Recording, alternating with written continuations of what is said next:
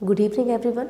आज का video second topic को लेकर है मैक्रो इकोनॉमिक्स के। सेकंड टॉपिक क्या है? Basic concepts of macro economics. इसमें हमने क्या देखना है, एक तो डोमेस्टिक टेरिटरी और दूसरा जो इसके बाद टॉपिक आएगा वो नॉर्मल रेजिडेंट होगा।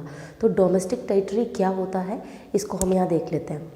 डोमेस्टिक टेरिटरी क्या है, इसको इकोनॉमिक टेरिटरी भी बोलते हैं, पहली बात।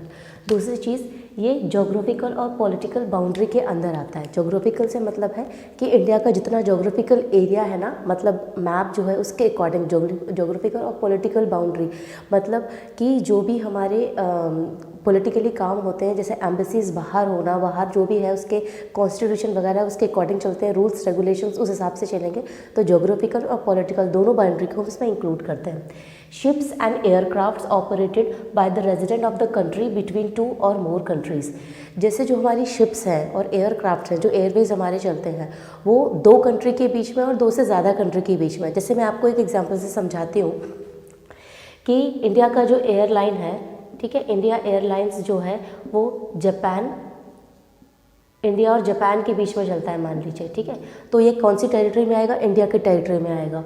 और अगर ये इंडिया जापान में ना चल के जापान और यूएसए में चलता है, ठीक है, लेकिन एयरलाइन किसका है? इंडिया का है, तो भी इंडिया की टेरिटरी में ही आएगा। क्योंकि इकोनॉमिक पॉइंट ऑफ व्यू से अगर आप देखेंगे, क्योंकि प्रोडक्शन कहाँ से हो रहा है? इंडिया से हो रहा है, भले ही वो बाहर हो रहा हो, इसलिए यहाँ पर इसको इकोनॉमिक टेरिटरी भी बोला जाता है। क्योंकि इकोनॉमिक पॉइंट ऑफ व्यू से आप देख रहे हैं, भले ही आप प्रोडक्शन बाहर हो रहा है, लेकिन किया जाने वाला जो भी कर रहा है वो इंडिया कर रहा है, इसलिए इसको लिया जाता है क्या बोलते हैं, कंट्री में, ठीक है, डोमेस्टिक टेरिटरी में। उसके बाद में fishing vessels, oil, natural gas, rigs, platform, floating platform. इसमें क्या क्या चीज़ें आ जाएंगी आपकी? Operated by the resident of the country in international waters. ये जैसे कि कोई भी इंटरनेशनल, कोई भी आपका ओशन है या जो भी है आपका सी है, तो वहाँ पर जाकर कोई भी एक्सट्रैक्शन प्रोसेस होती है, लाइक आप ऑयल को निकाल रहे हैं या फिर आप फिशिंग कर रहे हैं, वहाँ पर जाके कोई पर्सन, लेकिन इंडिया का ही होना चाहिए, दैट इज़ मैंडेट कि इंडिया का पर्सन जाएगा और वहाँ से फिशिंग करेगा, मछलियाँ लेकर आएगा, या फिर कोई वाटरवेज है जहाँ से वो ऑयल वगैरह निकालते हैं, जो प्रोसेस होती है, लेकिन करने वाला जो प्रोडक्शन हो रहा है वो इंडिया से हो रहा है, तो इसलिए इसको इंडिया की टेरिटरी में लिया जाएगा। और कोई भी इंटरनेशनल यहाँ पर वाटरवेज हो सकता है, यहाँ पर कोई स्पेसिफाइड नहीं किया हुआ है, और ना ही कोई वाटरवे में ये है कि इतना एरिया वाटरवे में इंडिया का आता है, इतना किसी दूसरी कंट्री का आता है। अगर यूएस का कोई बंदा आके उसी सेम इंटरनेशनल वाटरवे में आके अगर फिशिंग या फिर कोई ऑयल प्रोसेसिंग करता है, तो वो यूएस की टेरिटरी में आएगा। हम इंडिया की टेरिटरी में अगर बात कर रहे हैं तो प्रोडक्शन यहीं से होना चाहिए, जो पर्सन हो वो प्रोडक्शन यहीं से कर रहा हो, तब वो उसको डोमेस्टिक टेरिटरी में लिया जाएगा। दूसरा है engage in extraction in area in which the country has exclusive rights of exploitation. यानी कि जो भी एक्सट्रैक्शन, मैंने भी बताया ना, ऑयल की एक्सट्रैक्शन प्रोसेस जहाँ से हो रही हो, वो जिस भी कंट्री से आपकी हो रही होगी वो उसी कंट्री की टेरिटरी में आएगा। The next is specific government establishment in abroad. अगर एम्बेसीज हैं, इंडिया की एम्बेसी अगर अमेरिका में है, यूएस में है, चाइना में है, स्विट्ज़रलैंड में है, किसी भी कंट्री में है, तो वो इंडिया की टेरिटरी में आएगा, ठीक है। तो ये टेरिटरी हो गया आपका जो डोमेस्टिक टेरिटरी में आता है, इसको इकोनॉमिक टेरिटरी भी बोला जाता है। इन शॉर्ट आप यहाँ ये समझ सकते हैं कि इकोनॉमिक पॉइंट ऑफ व्यू से भी आपको देखना है, सिर्फ जोग्राफिकल फिगर को यहाँ पर माइंड में नहीं रखना है, इकोनॉमिक पॉइंट ऑफ व्यू से भी देखना है कि जो जो चीज़ें प्रोडक्शन यहाँ से हो रहा हो, भले ही वो एक्सटर्नल वे में हो रहा हो, लेकिन उसका जो भी इनकम है वो अगर कंट्री के अंदर आता है तो उसको हम डोमेस्टिक टेरिटरी में ही काउंट करेंगे, ओके। दूसरा है इसमें क्या क्या एक्सक्लूड करते हैं, जो हमें इंक्लूड नहीं करना है इसमें, embassy, consulates, military establishment of a foreign country. अगर एम्बेसी जो है वो अब्रॉड की है, यानी कि अगर चाइना की एम्बेसी इंडिया में है, यूएस की एम्बेसी इंडिया में है, स्विट्ज़रलैंड की एम्बेसी इंडिया में है, तो वो हमारी टेरिटरी का नहीं है, यानी कि वो इंडियन टेरिटरी का पार्ट नहीं होगा, वो उस कंट्री का पार्ट होगा जिसकी वो एम्बेसी यहाँ पर इस्टेब्लिश है।